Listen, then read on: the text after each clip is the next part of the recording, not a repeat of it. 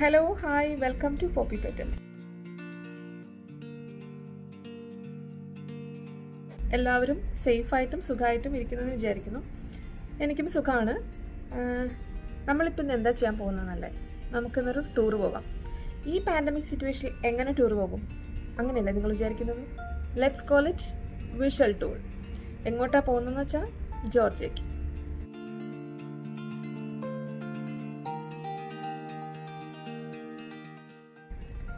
ഈ pandemic situations ഒക്കെ മാറുമ്പോൾ ട്രാവൽ ചെയ്യാൻ ആഗ്രഹിച്ചിരുന്ന സ്ഥലങ്ങളുടെ പട്ടികയിലാണ് ജോർജിയ ഉള്ളതെങ്കിൽ നിങ്ങൾക്ക് ഈ വീഡിയോയിലൂടെ കുറച്ച് ഇൻഫർമേഷൻസ് ഒക്കെ കിട്ടാം.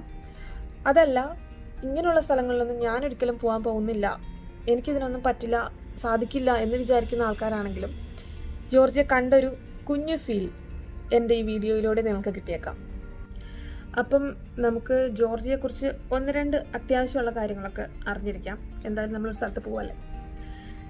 കിഴക്കൻ യൂറോപ്പിൻ്റെയും ഏഷ്യയുടെയും ഇൻ്റർസെക്ഷൻ പോയിന്റിൽ സ്ഥിതി ചെയ്യുന്നൊരു ഭൂഖണ്ഡാന്തര രാജ്യമാണ് ജോർജിയ. കർഷകൻ എന്നർത്ഥം വരുന്ന ജോർജിയ എന്ന വാക്കിൽ നിന്നാണ് ജോർജിയ എന്ന പേരുണ്ടായെന്ന് കരുതപ്പെടുന്നു. അതുപോലെ തന്നെ ജോർജിയ സന്ദർശിക്കാൻ ഏറ്റവും അനുയോജ്യമായ സമയം എന്ന് പറഞ്ഞിട്ടുണ്ടെങ്കിൽ മെയ്, ജൂൺ അല്ലെങ്കിൽ സെപ്റ്റംബർ ആണ്. ചില ആൾക്കാരോട് എപ്പോൾ നമുക്ക് ജോർജിയക്ക് പോകാമെന്ന് ചോദിച്ചിട്ടുണ്ടെങ്കിൽ ചിലർ പറയും അത് ഒരു ഡിസംബർ, ജനുവരി ആ സമയത്തൊക്കെ പോകണം, ആ സമയത്തൊക്കെ ആകുമ്പോൾ ഭയങ്കര മഞ്ഞാണ്. എൻ്റെ പോയിന്റ് ഓഫ് വ്യൂവിൽ നമുക്ക് മഞ്ഞ് കാണാൻ എൻജോയ് ചെയ്യാനായിട്ട് നമ്മുടെ നാട്ടിൽ തന്നെ കുളു, മണാലി, ഷിംല അങ്ങനെയുള്ള ഒരുപാട് സ്ഥലങ്ങളുണ്ട്. ഇത്ര എക്സ്പെൻസ് വരില്ല. ഇത്രയും കാശ് മുടക്കി വിസയും ഒപ്പിച്ച് നമ്മൾ ഒരു വിദേശ രാജ്യത്ത് പോകുമ്പോൾ അവിടുത്തെ കാഴ്ചകളൊക്കെ നമുക്ക് കാണാൻ സാധിക്കണം. അല്ലാതെ മഞ്ഞായതുകൊണ്ട് എല്ലാം മഞ്ഞ് മൂടിക്കിടക്കുന്നത് കാണാൻ വേണ്ടിയിട്ട് ഇത്രയും എഫേർട്ട് എടുക്കേണ്ട കാര്യമുണ്ടെന്ന് തോന്നുന്നില്ല. കാരണം വളരെ സീനിക്കായ, കാണാൻ ഒരുപാട് ഭംഗിയുള്ള സ്ഥലമാണ് ജോർജിയ. അപ്പം അങ്ങനെയുള്ളൊരു സ്ഥലത്ത് പോയിട്ട് നമ്മൾ ഈ ഫുൾ മഞ്ഞ് മൂടിക്കിടക്കുന്ന സമയത്ത് പോയാൽ ഒന്നും തന്നെ കാണാൻ പറ്റില്ല, മഞ്ഞ് മാത്രമേ കാണാൻ പറ്റുള്ളൂ. അതുകൊണ്ട് തന്നെ എൻ്റെ അഭിപ്രായത്തിൽ മഞ്ഞ് കാണാൻ വേണ്ടി ജോർജിയയ്ക്ക് പോകേണ്ട, ആ ഒരു സീസൺ തപ്പി ജോർജിയയ്ക്ക് പോകേണ്ട ആവശ്യമില്ല. അതിന് നമ്മുടെ നാട്ടിലുള്ള സ്ഥലങ്ങളിൽ സന്ദർശിക്കുക. ഇത്രയും എഫേർട്ട് എടുത്ത് നമ്മൾ ഇത്രയും കാശ് മുടക്കിയ ഒരു സ്ഥലത്ത് പോകുമ്പോൾ അവിടെയുള്ള കാര്യങ്ങളൊക്കെ നമുക്ക് കാണാൻ പറ്റുന്ന സമയത്ത് ട്രാവൽ ചെയ്യാനായിട്ട് ശ്രദ്ധിക്കും. അങ്ങനെ നോക്കുമ്പോൾ ജോർജിയ പോകാൻ ഏറ്റവും അനുയോജ്യമായത് മെയ്, ജൂൺ അല്ലെങ്കിൽ സെപ്റ്റംബർ ആണ്. ജോർജിയയുടെ കറൻസി ജോർജിയൻ ലാറിയാണ്. നമ്മൾ ഏത് രാജ്യത്തു നിന്നാണോ ട്രാവൽ ചെയ്യുന്നത് നമ്മുടെ കയ്യിലുള്ള മണി ഡോളറിലേക്ക് ചേഞ്ച് ചെയ്തിട്ട് ആ ഡോളർ നമ്മൾ ജോർജിയ ചെന്നിട്ട് ലാറിയാക്കി മാറ്റുകയാണ് ചെയ്യുന്നത്. ഒരുപാട് ഇപ്പം ഇന്തോനേഷ്യ അല്ലെങ്കിൽ എന്താ പറയുക, തായ്ലൻഡൊക്കെ പോലെ അത്രയും ചീപ്പായൊരു കൺട്രി എന്ന് പറയുന്നില്ല, പക്ഷെ എന്നാൽ തന്നെയും അഫോർഡബിൾ ആണ്. നമ്മൾക്ക് ട്രാവൽ ചെയ്യാൻ ആഗ്രഹിക്കുന്നവർ അതിനായിട്ട് കുറച്ച് എഫേർട്ട് എടുത്തിട്ടുണ്ടെങ്കിൽ പോകാൻ പറ്റുന്ന ഒരു സ്ഥലമാണ് ജോർജിയ. നമുക്കിനി ജോർജിയയ്ക്ക് വേണ്ട വിസ റിക്വയർമെന്റ്സ് എന്തൊക്കെയാണെന്ന് നോക്കാം. Passport and other travel documents of course valid ആയിരിക്കണം ട്രാവൽ ചെയ്യുന്ന സമയത്ത്. ഇനി ഇന്ത്യൻസിന് വിസ വേണം നാട്ടിൽ നിന്നൊക്കെ ട്രാവൽ ചെയ്യുമ്പോൾ. ഈ വിസ അപ്ലൈ ചെയ്യാവുന്നതാണ്. ഈ ഒരു ഫോർമാറ്റിൽ ഈ ഒരു വെബ്സൈറ്റിൽ കയറി ഈ വിസ അപ്ലൈ ചെയ്യാം. ട്രാവൽ ചെയ്യുന്നതിന് മുമ്പ് ഈ വിസയുടെ ഒരു കൺഫർമേഷൻ വന്നിട്ടുണ്ടാവുമല്ലോ, ആ കൺഫർമേഷൻ്റെ പ്രിൻ്റ് ഔട്ട് മസ്റ്റായിട്ടും അതിൻ്റെ ഒരു കോപ്പി കയ്യിൽ വെക്കണം. പിന്നെ വേണ്ട മറ്റൊരു റിക്വയർമെൻ്റ് ആണ് health insurance. Indians must need A health insurance. അതുപോലെ തന്നെ വേണ്ട ഒരു കാര്യമാണ് റിട്ടേൺ ടിക്കറ്റ്. റിട്ടേൺ ടിക്കറ്റ് എന്തായാലും വേണം, അല്ലെങ്കിൽ ചിലപ്പോൾ അവിടുന്ന് നമ്മൾ പാക്ക് ചെയ്ത് നമ്മൾ എവിടുന്നാണ് വന്ന് അങ്ങോട്ടേക്ക് വിടാൻ സാധ്യതയുണ്ട്. അതുകൊണ്ട് എന്തായാലും റിട്ടേൺ ടിക്കറ്റ് ഉണ്ടായിരിക്കണം. പിന്നെ ഈ പറഞ്ഞ കാര്യങ്ങളൊന്നും ഇപ്പം ട്രാവൽ ചെയ്യാൻ നടക്കുന്ന കാര്യങ്ങളല്ല. ഇതിപ്പം ഞാനൊരു കൊറോണയുടെ ബേസിസിലുള്ള റിക്വയർമെൻറ്റ്സ് അല്ല പറയുന്നത്. ജനറലി ഈ കൊറോണയൊന്നും ഇല്ലാത്ത സമയത്ത് നമ്മൾ ട്രാവൽ ചെയ്യുമ്പോൾ വേണ്ട റിക്വയർമെൻറ്റ്സ് ആണ്. ഈ കൊറോണയൊക്കെ വന്നിട്ട് 31 ഓഗസ്റ്റ് വരെ അവിടുത്തെ ഫ്ലൈറ്റ്സ് ഒക്കെ സസ്പെൻഡഡ് ആണ്. സോ ഇത്രയാണ് ഇന്ത്യൻസിന് വേണ്ട ഒരു റിക്വയർമെൻറ്റ്സ്. അതുപോലെ തന്നെ ഇന്ത്യക്ക് പുറത്തുള്ള ഇന്ത്യൻസിന് ലൈക്ക് GCC കൺട്രീസ് ആയ Bahrain, Oman, Qatar, Kuwait, Saudi, UAE ഈ രാജ്യങ്ങളുടെയൊക്കെ റെസിഡൻസ് പെർമിറ്റ് കയ്യിലുണ്ടെങ്കിൽ അങ്ങനെയുള്ളവർക്കും ജോർജിയയിലേക്ക് ഈ വിസ അപ്ലൈ ചെയ്യാൻ നമുക്ക് ട്രാവൽ ചെയ്യാൻ പറ്റുന്നതാണ്. പിന്നെ USA, കാനഡ, സ്വിറ്റ്സർലൻഡ് തുടങ്ങിയ രാജ്യങ്ങളുടെ വിസ ഉണ്ടെങ്കിലും ജോർജിയയിലേക്ക് ഈ വിസ ഒന്നും അപ്ലൈ ചെയ്യാതെ തന്നെ മറ്റു റിക്വയർമെൻറ്റ്സോടുകൂടി ട്രാവൽ ചെയ്യാവുന്നതാണ്. അപ്പം ജോർജിയയെക്കുറിച്ചുള്ള അത്യാവശ്യം അറിഞ്ഞിരിക്കേണ്ട ബേസിക് ഇൻഫർമേഷൻസ് ആണ് ഞാനിപ്പം പറഞ്ഞത്. ഇനി നമ്മൾക്ക് ജോർജിയയിലെ കാഴ്ചകളിലേക്ക് പോകാം.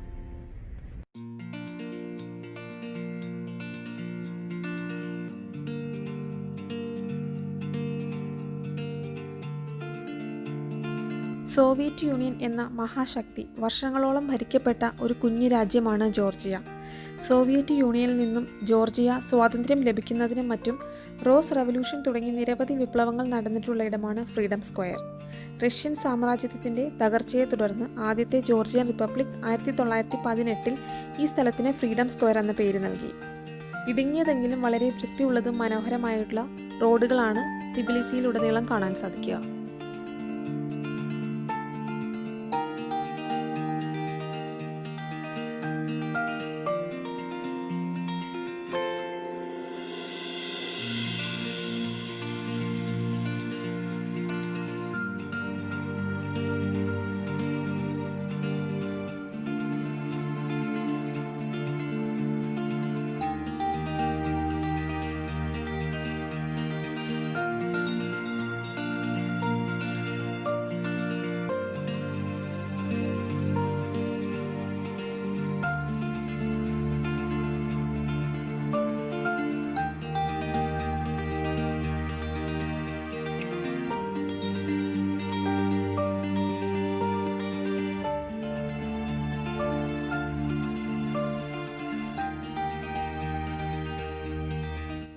നഗരത്തിൻ്റെ പ്രധാന കാഴ്ചകൾ പഴയ തിബിലിസി ജില്ലയിലാണ്.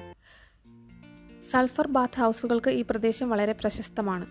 ഓൾഡ് തിബിലിസിയിൽ ധാരാളം ആധുനിക റെസ്റ്റോറൻറ്റുകൾ, open air cafe bars, trendy night clubs, art ഗാലറികൾ എന്നിവ കാണാൻ സാധിക്കും. മദർ ഓഫ് ജോർജിയയുടെ പ്രതിമ പഴയ തിബിലിസിയിലാണുള്ളത്. ജോർജിയയുടെ ദേശീയ സ്വഭാവമാണ് ഈ പ്രതിമ സൂചിപ്പിക്കുന്നത്. സുഹൃത്തുക്കളായി വരുന്നവർക്ക് ഒരു കൈയിൽ ഒരു പാത്രം വൈനും ശത്രുക്കളായി വരുന്നവർക്ക് മറുകൈയിൽ വാളുമാണ് ഈ പ്രതിമയിൽ കാണാൻ സാധിക്കുക.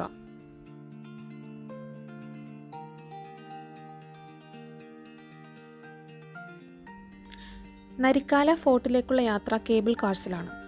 പഴയ തിബിലിസിയിലെ ഏത് സ്ഥലത്തു നിന്നും നരിക്കാല ഫോർട്ട് കാണാൻ സാധിക്കും. പഴയ കാലത്ത് പ്രതിരോധത്തിനായി നിർമ്മിച്ചതാണ് നരിക്കാല ഫോർട്ട്. ഫോർട്ടിലേക്കുള്ള യാത്രയിൽ കേബിൾ കാർസിലൂടെ ആകാശത്തിൽ നിന്നുള്ള നഗരക്കാഴ്ച അതിമനോഹരമാണ്.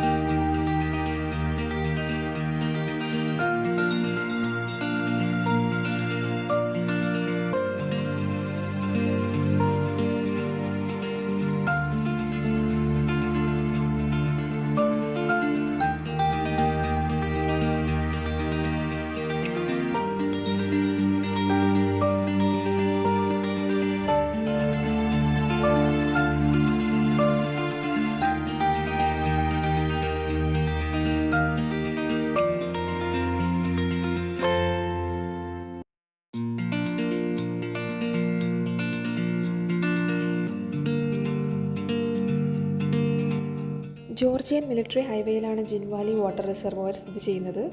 ജിൻവാലി ഡാമിനോട് ചേർന്നുള്ള മറ്റൊരു കാഴ്ചയാണ് അനനൂരി കാസിൽ കോംപ്ലക്സ് 17-ാം നൂറ്റാണ്ടിൽ നിർമ്മിക്കപ്പെട്ടതാണ് ഈ പൗരാണികമായ കൊട്ടാരം.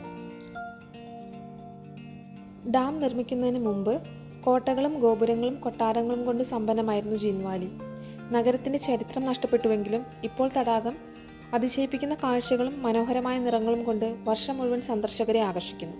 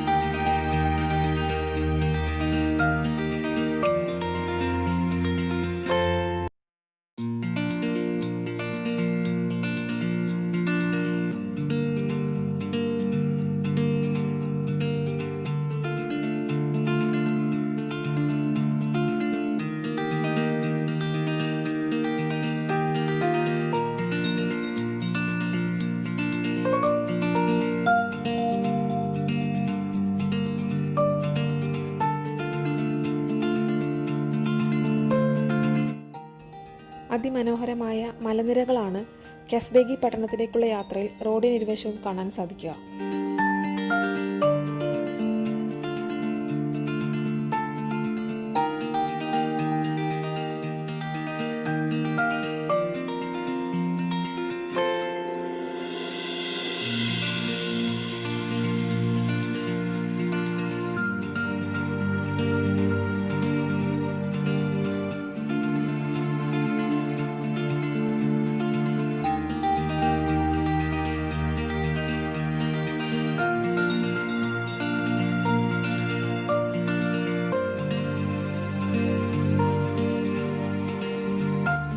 സമുദ്രനിരപ്പിൽ നിന്ന് 1740 മീറ്റർ അടി ഉയരത്തിൽ തിബിലിസിയുടെ വടക്കാണ് കാസ്ബേഗി നഗരം സ്ഥിതി ചെയ്യുന്നത്. ഈ പട്ടണത്തിൻ്റെ എല്ലാ ഭാഗത്തും വലിയ പർവ്വതങ്ങളാണുള്ളത്. ഇവിടെയുള്ള പ്രധാന പർവ്വതനിരകളാണ് Kazbeg. Horse riding, paragliding, bike riding തുടങ്ങിയ സൗകര്യങ്ങൾ സന്ദർശകർക്ക് വേണ്ടി ഇവിടെ ഒരുക്കിയിട്ടുണ്ട്. കൂടാതെ natural mineral water, sulphur water resources എന്നിവ കാസ്ബേഗി മൗണ്ടെയ്ൻസിൽ കാണാൻ സാധിക്കും.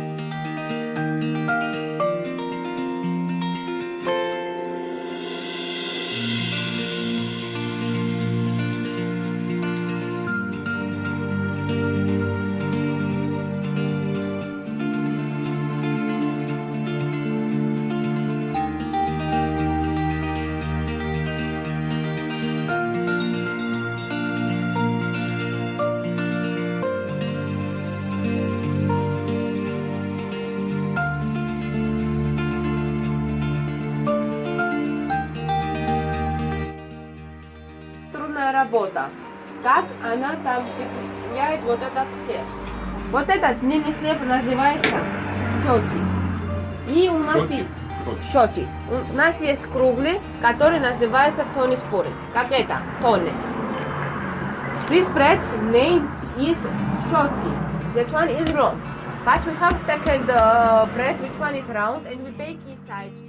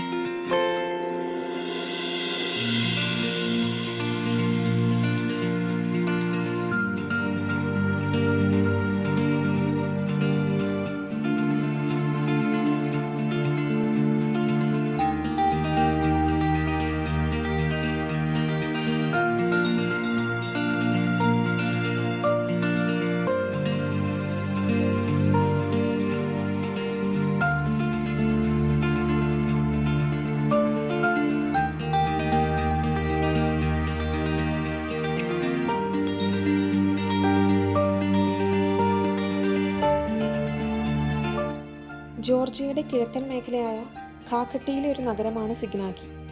ജോർജിയയിലെ ഏറ്റവും ചെറിയ പട്ടണമാണെങ്കിലും മുന്തിരി വളരുന്ന പ്രദേശങ്ങളുടെ മധ്യഭാഗത്തായുള്ള ഇതിൻ്റെ സ്ഥാനവും സുന്ദരമായ പ്രകൃതി ദൃശ്യങ്ങളും സിഗ്നാഗിയെ ഒരു പ്രധാനമായ ടൂറിസ്റ്റ് കേന്ദ്രമാക്കി മാറ്റിയിരിക്കുന്നു.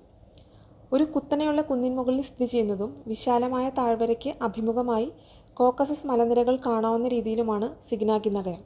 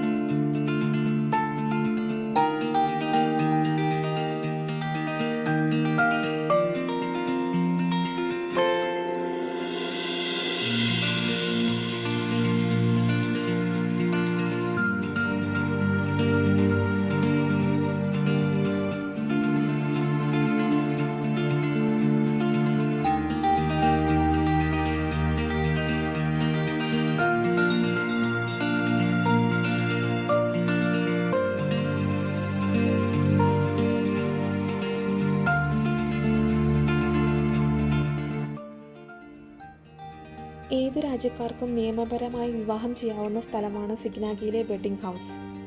പാസ്പോർട്ടും 2 സാക്ഷികളും ഉണ്ടെങ്കിൽ വിവാഹം നടത്താവുന്നതാണ്. ആഴ്ചയിൽ എല്ലാ ദിവസവും ഈ വെഡ്ഡിംഗ് ഹൗസ് പ്രവർത്തിക്കുന്നതാണ്. ഇവിടെ ഇഷ്യൂ ചെയ്യുന്ന വിവാഹ സർട്ടിഫിക്കറ്റ് എല്ലാ രാജ്യത്തിലും നിയമപരമായി സ്വീകാര്യവുമാണ്.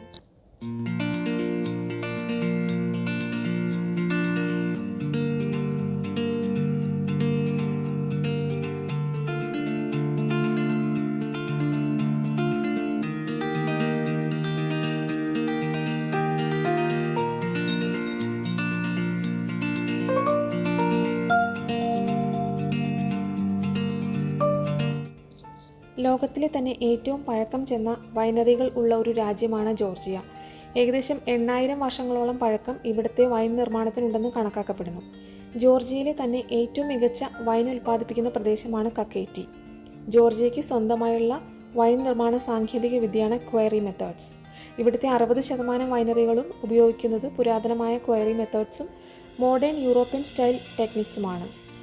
ഇവിടുത്തെ വൈനറികൾ സന്ദർശിക്കാതെ ജോർജിയയിലേക്കുള്ള ഒരു യാത്രയും പൂർണ്ണമാകുന്നില്ല.